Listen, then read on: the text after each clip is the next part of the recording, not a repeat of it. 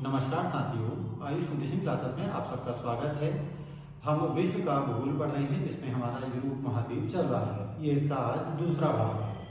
तो पहले भाग में हम कुछ पॉइंट हमारे रह गए थे, जैसे अगर पूछा जाएगा कि यूरोप में सबसे बड़ा देश कौन सा है, तो यूरोप में सबसे बड़ा देश रूस है।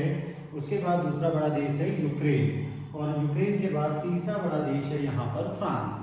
और अगर यहाँ पर सबसे बड़े द्वीप पूछे जाएंगे तो यूरोप महाद्वीप में सबसे बड़ा जो द्वीप है वो द्वीप है ग्रेट ब्रिटेन, दूसरे नंबर पर है आइसलैंड और तीसरा बड़ा द्वीप है आयरलैंड। विश्व का सबसे बड़ा अगर द्वीप पूछा जाएगा तो ग्रीनलैंड है, जो कि डेनमार्क के अधिकार में है। तो ये हमने डेनमार्क लिखा हुआ है। तो अगर केवल यूरोप के द्वीप पूछे जाएंगे तो यूरोप का सबसे बड़ा द्वीप ग्रेट ब्रिटेन, दूसरे नंबर पर आइसलैंड और तीसरा हमारा आयरलैंड। इसके अलावा हमारे कुछ और पॉइंट छूट गए थे। ये पॉइंट कौन से हैं? एक है पाई डी डोम। ये पाई डी डोम ज्वालामुखी है और ये ज्वालामुखी पर्वत फ्रांस में है। इसके अलावा पूछा जाएगा एफिल टावर कहाँ है?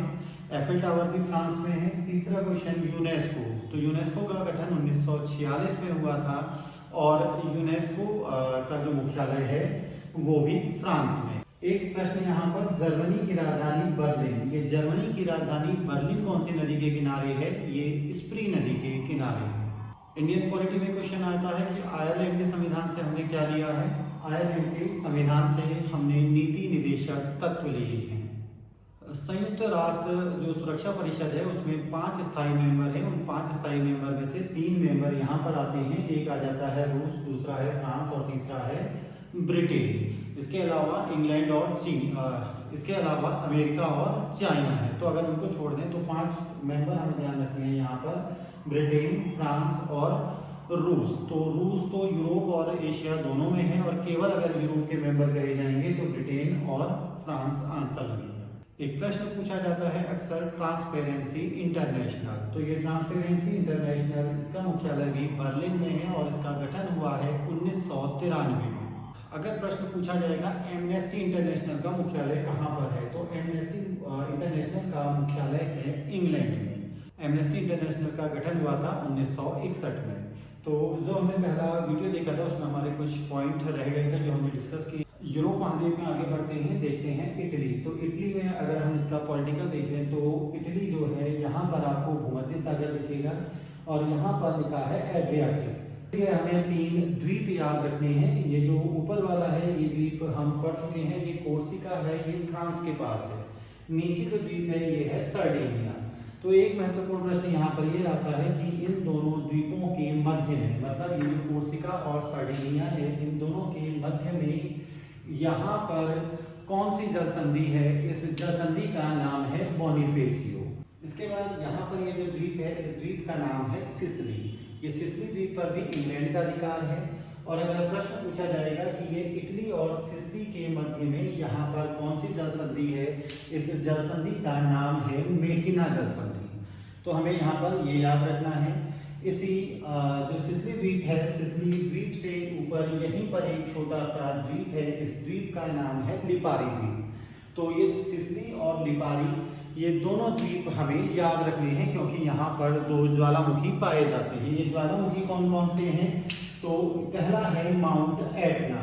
ये माउंट एटना सिसिली द्वीप में है और दूसरा है स्ट्रोम्बेली। ये स्ट्रोम्बेली जो है ये यहाँ पर है लिपारी द्वीप में।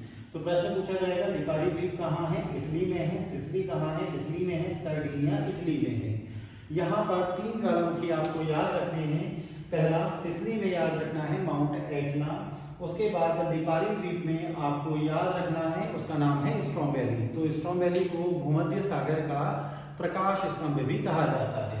और यहीं पर आपको नेपल्स की खाड़ी मिलेगी। इस नेपल्स की खाड़ी के पास या इस नेपल्स के पास, जो जगह नेपल्स लिखा हुआ है, यहाँ पर आपको तीसरा ज्वालामुखी पर्वत मिलेगा, विसुवियस। तो नेपल्स की खाड़ी में, नेपल्स के पास में विसुवियस। तो ये 3 ज्वालामुखी पर्वत हमें इटली में याद रखने हैं। पहला है इसमें माउंट एटना, दूसरा इसमें है स्ट्रोम्बेली और तीसरा है विसुवियस। इसके अलावा यही छोटा सा एक आपको द्वीप दिखाई देगा, ये देश है और इस देश का नाम है माल्टा। यहाँ पर लिखा है जिब्राल्टर यूके। तो यहीं पर जिब्राल्टर संधि है, हम पढ़ चुके हैं जिब्राल्टर। स्ट्रेट है जो कि मोरक्को को स्पेन से अलग करती है। तो इस जिब्राल्टर जल संधि को भूमध्य सागर का प्रवेश द्वार कहा जाता है। यहीं पर अगर हम लोग समुद्र कहें तो ऊपर एड्रियाटिक समुद्र है और ये जो हमारी लोकेशन है, ठीक है, यहाँ पर भी एक जल संधि है और ये ग्रीस से अलग करती है। इटली को ग्रीस से अलग करने वाली इस जल संधि का नाम है ओट्रेंटो। तो स्टेट ऑफ ओट्रेंटो अगर पूछी जाएगी तो वो इटली को ग्रीस से अलग करती है। अब हम यहाँ बात करते हैं महत्वपूर्ण जगह है रोम और वेनिस, तुरीन। तो ये जो वेनिस है, वेनिस एड्रियाटिक समुद्र के तल पर है और वेनिस को एड्रियाटिक की रानी कहा जाता है। यहीं पर आपको एक पर्वत शिखर मिलेगा। इस पर्वत शिखर का नाम है एपिनीज। तो अगर प्रश्न आएगा एपिनीज पर्वत शिखर कहाँ पर है, तो इसका आंसर हमें लगाना है इटली में। इटली में दो नदियां हमें याद रखनी है। ये दो नदियां हैं पो और टाइबर नदी। तो ये हमने बनाया हुआ है यहाँ पर। ये जो नदी आ रही है इस प्रकार से, ठीक, तो ये जो नदी आएगी, ये नदी यहाँ पर कहला रही है पो नदी और दूसरी नदी जो है यहाँ पर टाइबर। तो पो नदी यहाँ की एक महत्वपूर्ण नदी है और इसे इटली की गंगा कहा जाता है। तो इसके अलावा हमने पढ़ा था फ्रांस और इटली। तो फ्रांस और इटली के मध्य जो सीमा बना रहा है वो आल्प्स पर्वत है। ये चार पर्वत हमने पहले वीडियो में देखे थे। पहला है पिरेनीज जो कि सीमा बनाता है फ्रांस की स्पेन के साथ। दूसरा है आल्प्स। ये आल्प्स पर्वत फ्रांस को इटली से अलग कर रहा है और ये स्विट्जरलैंड तक जाता है। जूरा माउंटेन फ्रांस को स्विट्जरलैंड से अलग कर रहा था और यहाँ पर एक पर्वत श्रृंखला है जो कि जर्मनी और फ्रांस के मध्य में है। इस पर्वत श्रृंखला का नाम है वोल्जेस पर्वत श्रृंखला जो हमने पढ़ा था। इटली महाद्वीप के विषय में हम अन्य अगर महत्वपूर्ण फैक्ट यहाँ पर हमें पढ़ चुके हैं कि आपको वेटिकन सिटी मिलेगा और एक छोटा सा देश यहाँ पर आपको मिलेगा। ये छोटा सा देश है सैन मारिनो। तो सैन मारिनो देश और वेटिकन सिटी ये दो महत्वपूर्ण देश हैं जो इटली की सीमा में हैं। एक फैक्ट यहाँ पर रह गया रोम। तो ये जो रोम है, रोम को शाश्वत शहर के नाम से भी जाना जाता है। इसके अलावा यहाँ पर मुख्यालय हमें ध्यान रखना है। खाद्य एवं कृषि संगठन का मुख्यालय रोम में है, इटली में है। अगर पूछा जाएगा FAO का मुख्यालय कहाँ पर है, तो FAO का मुख्यालय रोम इटली में है। FAO का गठन सन 1945 में हुआ था। इसके बाद अगला महत्वपूर्ण इसमें देश है स्विट्जरलैंड। तो स्विट्जरलैंड की राजधानी बर्न है और यहाँ पर जो सबसे महत्वपूर्ण शहर है ये है जेनेवा। प्रश्न अगर पूछा जाएगा कि ये जो फॉन है ये एक स्थानीय पवन है जो कि आल्प्स पर्वत के सहारे स्विट्जरलैंड में बहती है। फॉन कैसी हवा है? ये गर्म हवा है, इसीलिए स्विट्जरलैंड को जलवायु का स्वर्ग कहा जाता है। यहाँ पर बहुत सारी अंतर्राष्ट्रीय संस्थाएं हैं। इसके अलावा अगर पूछा जाएगा बेसल, तो जो बेसल मानक हैं वो बैंकों के अंतर्राष्ट्रीय लेवल से संबंधित हैं और जो बेसल शहर है वो स्विट्जरलैंड है।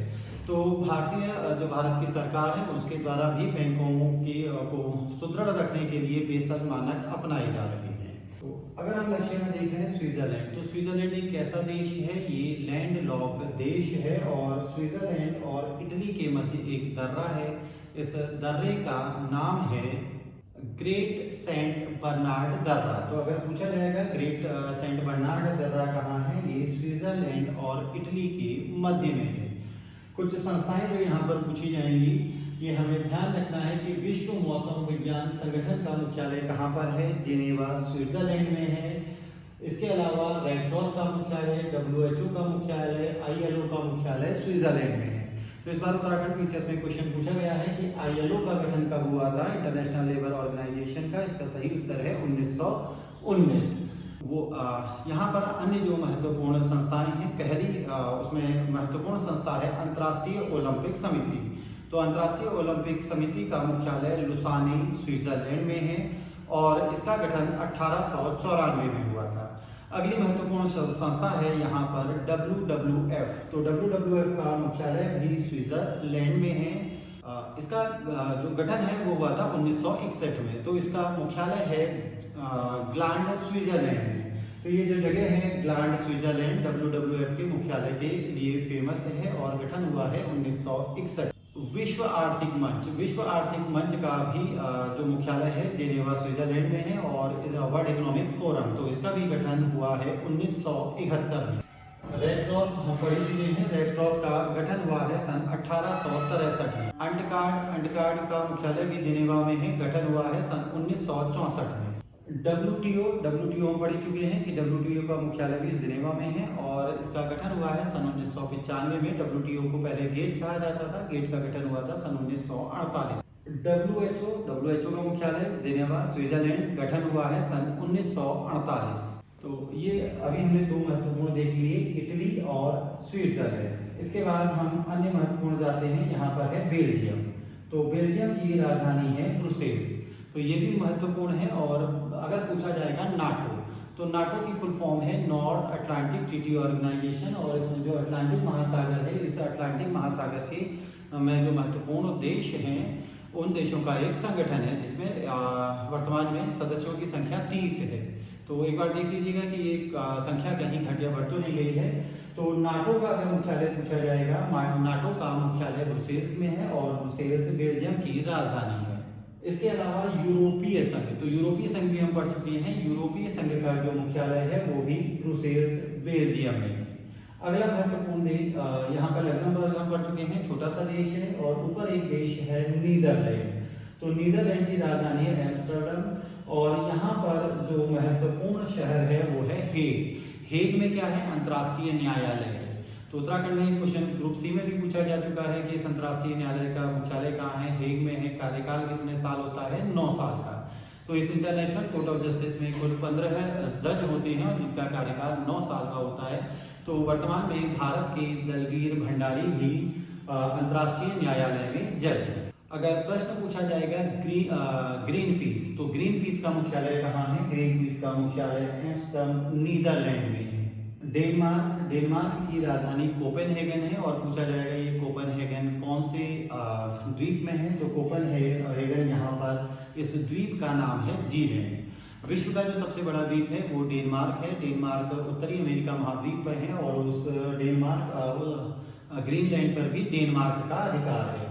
तो डेनमार्क की राजधानी याद रखिए कोपेनहेगन, जो कि जीलैंड में है। यहीं पर एक हमने छोटा सा द्वीप लिखा है, फैरो द्वीप। ये फैरो द्वीप पर भी डेनमार्क का अधिकार है। और विश्व का जो सबसे बड़ा द्वीप है ग्रीनलैंड, उस ग्रीनलैंड पर भी जो अधिकार है वो डेनमार्क का है। तो डेनमार्क के विषय में हमें ये महत्वपूर्ण याद रखना है। अगला महत्वपूर्ण देश है यहाँ पर ऑस्ट्रिया। तो ऑस्ट्रिया की राजधानी है वियना। यहाँ पर जो महत्वपूर्ण संगठन जिनके मुख्यालय हैं, पहला है IAEA, तो परमाणु ऊर्जा से संबंधित है। अगर पूछा जाएगा IAEA का मुख्यालय कहाँ है, तो आपको आंसर लगाना है वियना, ऑस्ट्रिया।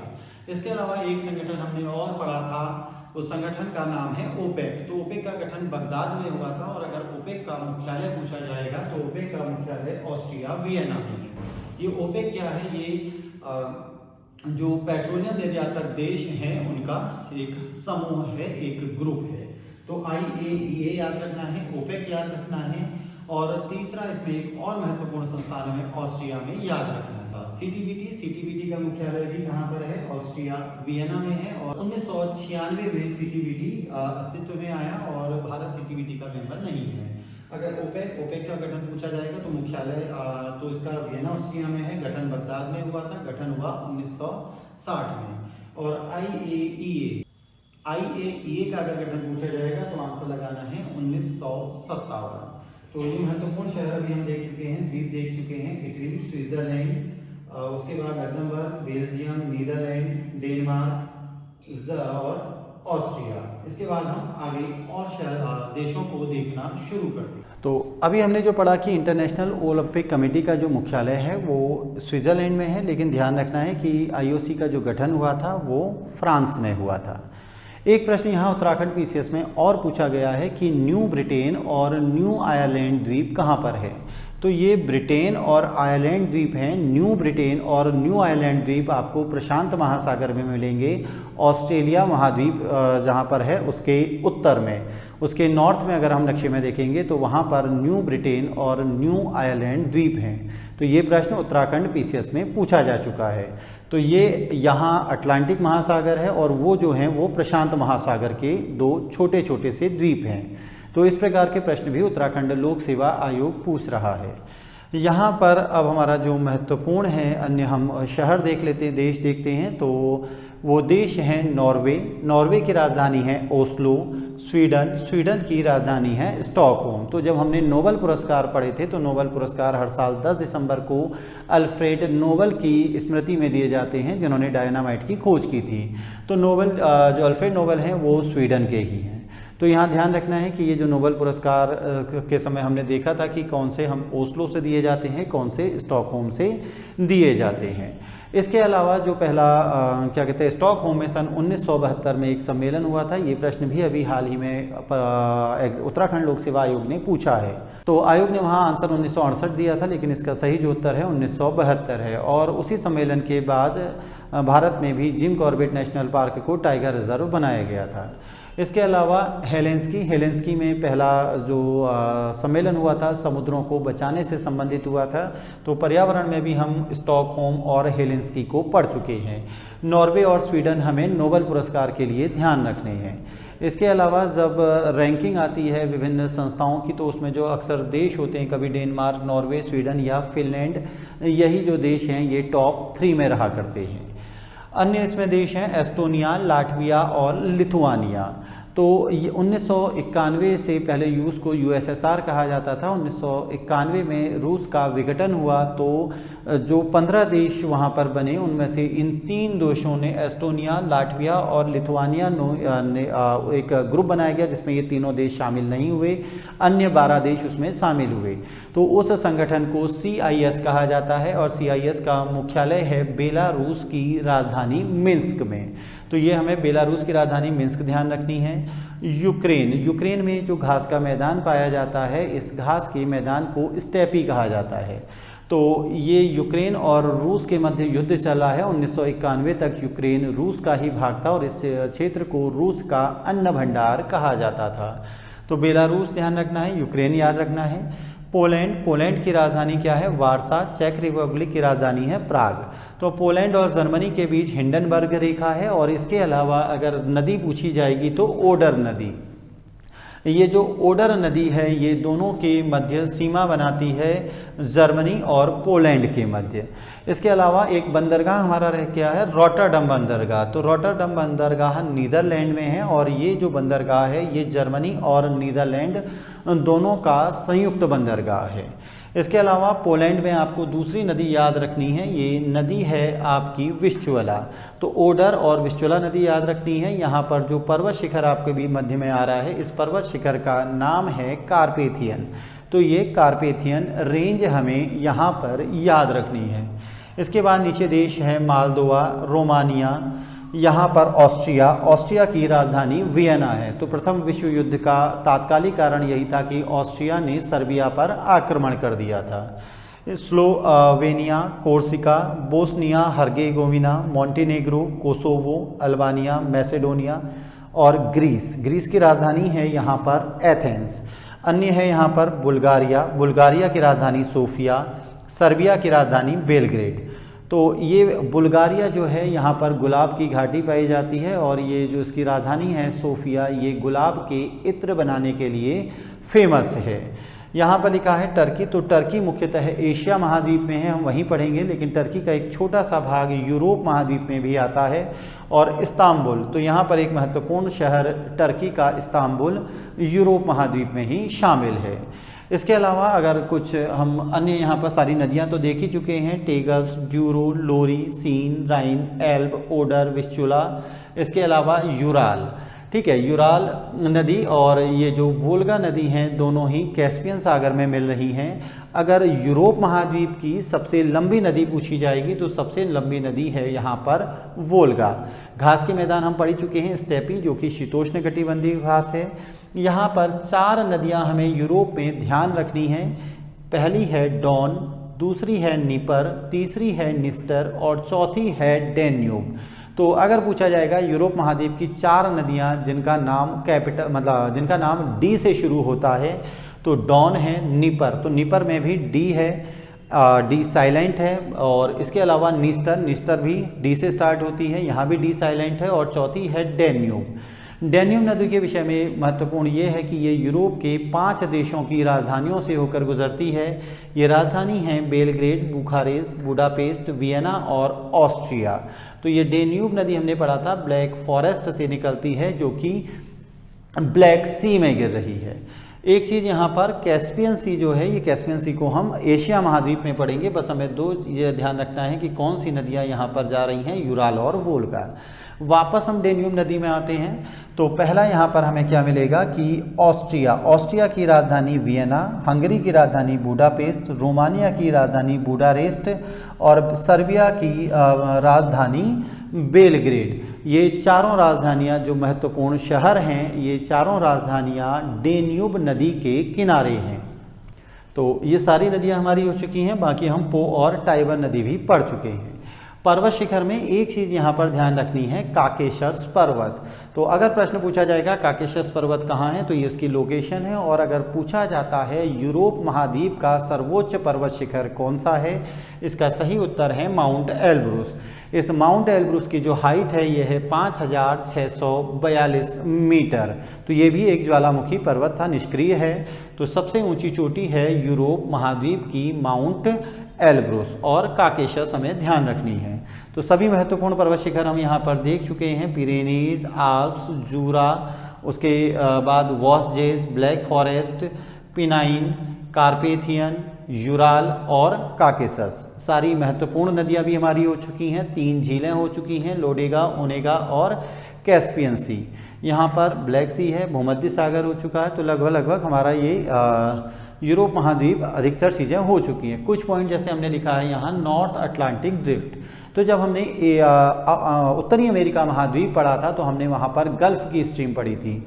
तो जब गल्फ़ की स्ट्रीम ये उत्तरी अटलांटिक महासागर को पार करने के बाद इस क्षेत्र में आती है, यानी ये नॉर्वे, स्वीडन या फिनलैंड में आती है, तो ये गर्म जलधारा है और यहाँ पर ये बर्फ़ को जमने नहीं देती।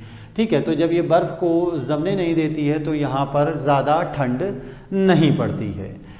तो अन्य जो फैक्ट रह चुके हैं, एक हम देख लेते हैं नीदरलैंड में। नीदरलैंड ने क्या किया है, अपने तटबंध जो हैं, जो समुद्र का उसका हिस्सा है, उनको उसने बाउंड्री बना दी है और उसके बाद उसे मिट्टी से भर के एक प्लेन समतल मैदान बना दिया है। तो ऐसे जो उसने बाउंड्री बनाई है, इस बाउंड्री को डाइक कहा जाता है और इस प्रकार जो मैदान प्राप्त हुए हैं, इन मैदानों को पोल्डर कहा जाता है। तो ये ध्यान रखना है हमें नीदरलैंड में। एक महत्वपूर्ण प्रश्न स्कैंडिनेविया। तो यहाँ पर हमने लिखा हुआ है स्कैंडिनेवियन। ठीक है, ये लिखा है स्कैंडिनेवियन, ये जो यहाँ है स्कैंडिनेविया आपके एटलस में लिखा होगा। अगर पूछा जाएगा स्कैंडिनेवियन देश कौन से हैं, तो स्कैंडिनेवियन 5 देश हैं। पहला है आइसलैंड, दूसरा है नॉर्वे, तीसरा है स्वीडन, चौथा है फिनलैंड और 5वां है डेनमार्क। तो ये 5 देश हमें ध्यान रखने हैं, ये 5 देश स्कैंडिनेविया है।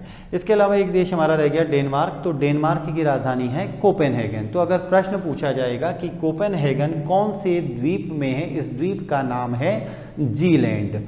ठीक है, इसके अलावा हमने पढ़ा था डेनमार्क का जो अधिकार है उत्तरी अमेरिका महाद्वीप, जब हम पढ़ रहे थे तो वहाँ विश्व का सबसे बड़ा द्वीप पड़ा था ग्रीनलैंड। तो ग्रीनलैंड पर डेनमार्क का अधिकार है। ग्रीनलैंड भौगोलिक दृष्टिकोण से उत्तरी अमेरिका महाद्वीप में है और राजनीतिक दृष्टिकोण से यह डेनमार्क के अधिकार में है, यूरोप में है। यहीं एक छोटा सा द्वीप आपका ग्रेट ब्रिटेन के ऊपर लिखा होगा फैरो द्वीप। ये फैरो द्वीप भी डेनमार्क के अधिकार में है। तो डेनमार्क में हमें क्या ध्यान रखना है, कोपेनहेगन, जीलैंड, फैरो द्वीप और ग्रीनलैंड, जो कि विश्व का सबसे बड़ा द्वीप है।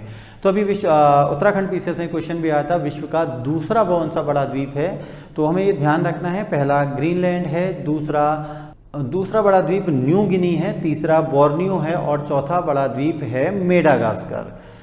तो ये द्वीप से संबंधित प्रश्न भी उत्तराखंड लोक सेवा आयोग के द्वारा पूछे जा रहे हैं। हमने फिनलैंड पढ़ा था। फिनलैंड की उपाधि है हजारों झीलों का देश। तो हमें ध्यान रखना है फिनलैंड को क्या कहते हैं, यहाँ पर छोटी बड़ी बहुत सारी झीलें हैं, इसीलिए इसको हम 1000 झीलों का देश कहते हैं। स्वीडन के बारे में हम पढ़ चुके हैं। यहाँ पर जब हमने नोबेल प्राइज़ पढ़ा था तो नॉर्वे और स्वीडन के विषय में पढ़ा था।